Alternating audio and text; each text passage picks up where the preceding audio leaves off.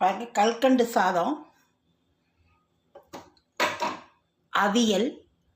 என்னுடைய சேனல் புதுசாக பார்க்குறதுல வந்து எல்லாமே small letters ARK Vasanthi creators அப்படின்னு சப்ஸ்கிரைப் பண்ணனா பெல் ஐக்கான் கிளிக் பண்ணி ஆல் ஆப்ஷன் கொடுத்தேன்னா சப்ஸ்கிரைப் ஆகிடும். நான் போட வீடியோ உங்களுக்கு உடனுக்குடன் நோட்டிஃபிகேஷன் ஆகிடும்.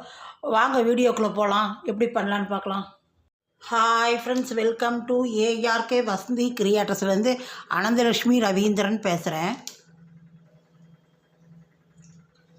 நாம் இன்றைக்கி ஆடி 18க்கு வந்து கலந்த சாதம் தான் பார்க்கணும்.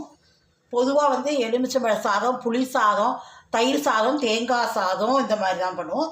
அப்புறம் நான் வந்து கல்கண்டு சாதம் வந்து அன்றைக்கி பண்ணுவேன். இனிப்பு, அதாவது வெள்ளை சாதம் பண்ணும் அப்படின்னு ஒரு இது ஸ்வீட்டு, சக்கரை பொங்கல் ஏதாவது ஒன்று. அதுக்கு நான் வந்து கல்கண்டு சாதம் பண்ணுவேன். அதுக்கு வந்து பியூராக பால் ஊற்றி தான் பண்ணுவோம். ஆனால் வந்து இதில் பாலாக விட்டேன்னா அரிசி போய் அடியில் உக்காந்துக்கும், இது அடி பிடிச்சிக்கும், கலந்துகிட்டே இருக்கணும். அதனால் கொஞ்சமாக தண்ணி கொதிக்க வச்சுருக்கேன். தண்ணி விட்டு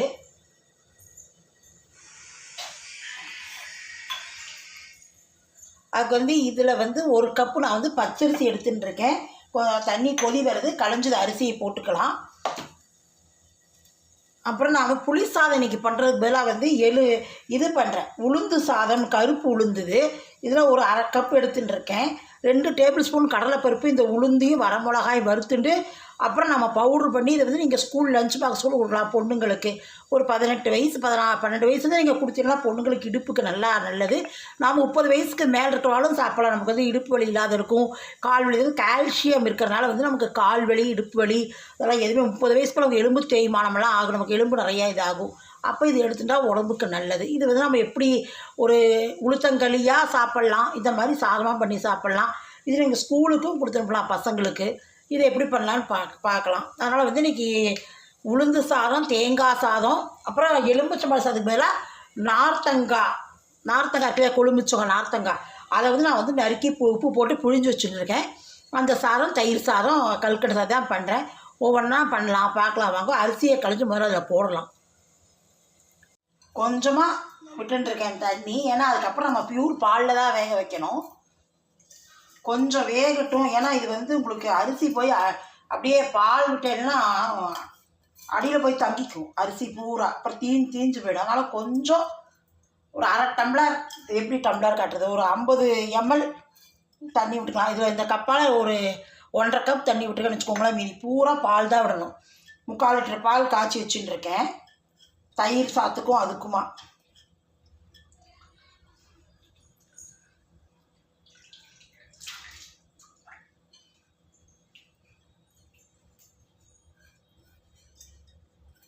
நல்லா வேகட்டும். அதுக்கப்புறம் அப்பப்போ அவங்களுக்கு, ஏன்னா ஒட்டுக்க பால் விட்டேன்னு வச்சுக்கோங்க, அது வந்து என்ன ஆகிடும்னா பொங்கி பொங்கி வழிஞ்சு தேவையில்லாத பால் பூரா கீழே போயிடும்.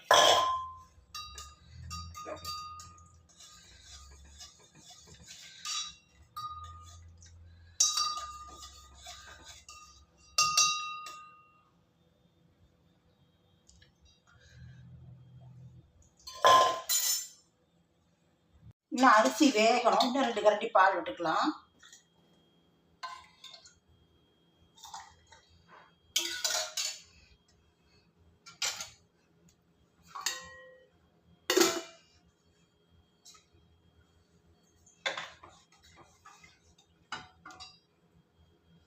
இது வந்து அவியலுக்கு வச்சுருக்கேன் பாத்திரம். காய் நறுக்கிட்டு அவியல் வேக போட்டுக்கலாம். ஏன்னா கலந்து சாத்துக்கெலாம் வந்து எங்கள் காலத்தில் அவியல் பண்ணுவாள். அதனால் வந்து கேரட்டு, பீன்ஸு, அப்புறம் வந்து உருளைக்கிழங்கு, வாழைக்காய், முருங்கைக்காய் இதெல்லாம் போட்டு வேக வச்சுக்கலாம். வேக வச்சு நம்ம இஷ்டப்பட்ட, இது வந்து ஆம்பே பாத்திரம், 30 வருஷம் வாரண்டி. இது வந்து ரொம்ப 5 லேயர் இருக்குது, அதனால் ஒன்றும் ஆகாது, அடி பிடிக்காது, தீஞ்சு போகாது. அதனால் இதை பாத்திரத்தை வச்சுட்டுருக்கேன். இது நான் போட்டு காய்கறி தண்ணி அதிகம் விட வேண்டாம், உப்பும் அதிகம் போட வேண்டாம். எல்லாமே உப்பு, புளிப்பு எல்லாமே கம்மியாக தான் இருக்கும் இந்த பாத்திரம். அதனால் இதை வந்து நான் காய்கறி அவியலுக்கு வேக போட்டுறேன். பாருங்க, நல்லா சாதம் வெந்துருத்து. கல்கண்டு போட்டுடலாம். நான் அளந்தெல்லாம் போட மாட்டேன், கண் பார்வையிலேயே போட்டுப்பேன். கொஞ்சம் ஸ்வீட் இருந்தாலும் எங்களுக்கு பிடிக்கும், அதனால் வந்து அதை நான் அளந்தே போட மாட்டேன். இது அப்படியே உடச்செல்லாம் போட வேண்டாம், தானாகவே கரைஞ்சிக்கும்.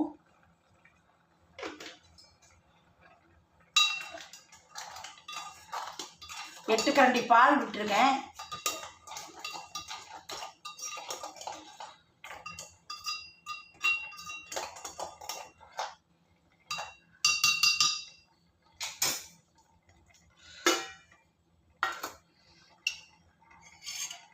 இன்னும் 1 கரண்டி பால் விட்டுக்கலாம்.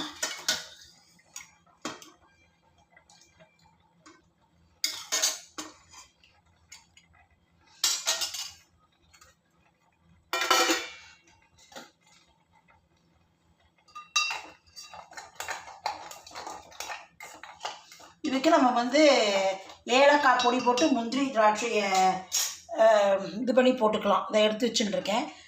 ஒரு 8 முந்திரி கட் பண்ணி வச்சுட்டுருக்கேன். இது வந்து 15 திராட்சை வச்சுட்டுருக்கேன். இதை நம்ம ஏலக்காய் பொடி போட்டு இதை நம்ம நெய்யில் வறுத்து போட்டுக்கலாம். ஏன்னா இது வந்து நெய் வந்து அதிகம் இழுக்காது. ஏன்னா பாலே வந்து உங்களுக்கு வந்து வெண்ணெய் நெய் இருக்கு இல்லையா பால்லையே, அதனால் அது போகும். ஒரு 2 ஸ்பூன் மட்டும் நெய் விட்டுட்டா போதும். அப்புறம் நம்ம வறுக்கும் போது சேர்த்து விட்டுக்கலாம். முந்திரி திராட்சையை வறுத்து போடும்போது இப்போ அதுக்கு ஏலக்காய் பொடி போட்டுக்கலாம். ஒரு 1/2 ஸ்பூன் ஏலக்காய் பொடி போட்டுக்கலாம்.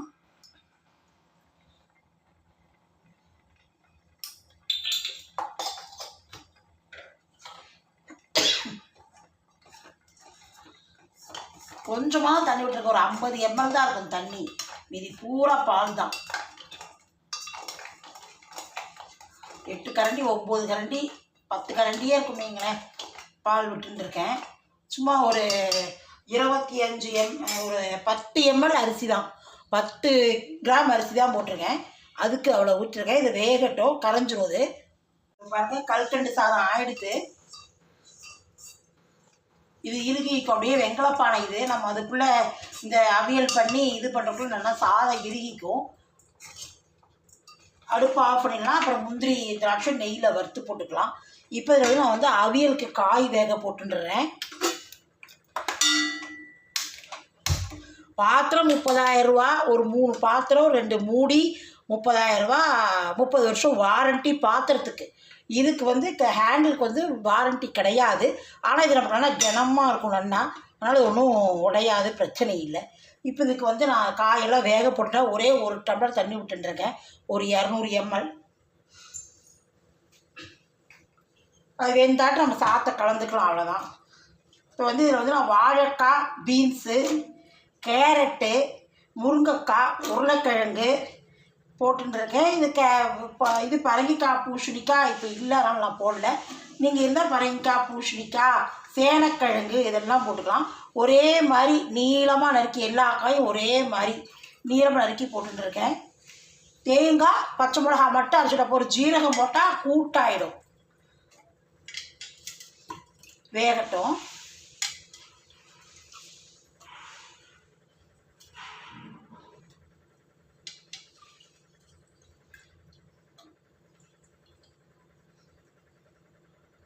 காய் வெந்துடுத்து, எல்லாமே முருங்கைக்காய் வெந்துடுத்து, எல்லாம் வெந்து இதை நம்ம இது போட்டுக்கலாம், உப்பு போட்டுடலாம்.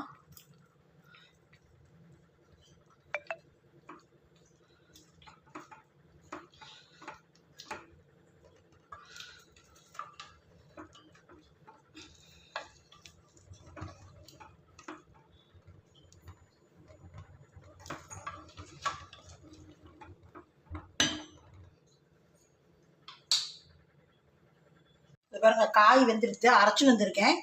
தேங்காய், பச்சை மிளகாய் விட்டுடலாம்.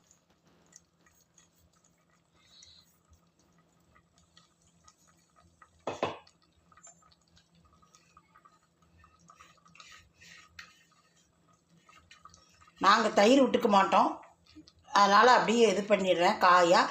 நீங்கள் வேணால் கெட்டி தயிராக விட்டுக்கோங்க.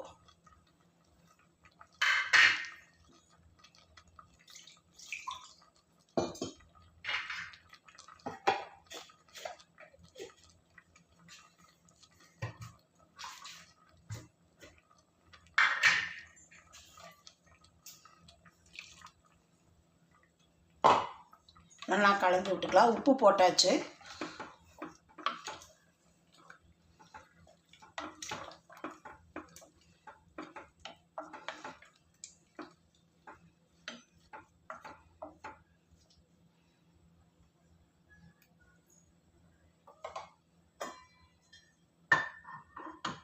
ஒரு 2 நிமிஷம் கொதிக்கட்டும்.